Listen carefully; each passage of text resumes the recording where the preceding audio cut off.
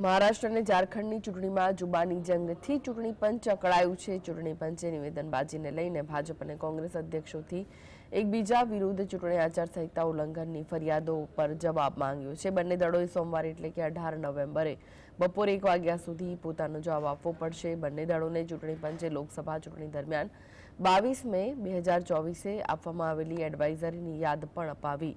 એડવાઇઝરીમાં star પ્રચારકો અને નેતાઓ પર નિયંત્રણ રાખવાનું કહેવામાં આવ્યું હતું, જેથી જ્યારે શિષ્ટાચારનું ઉલ્લંઘન ન થાય અને ચૂંટણી પ્રચાર દરમિયાન આદર્શ આચારસંહિતાનું પાલન કરવામાં આવી શકે।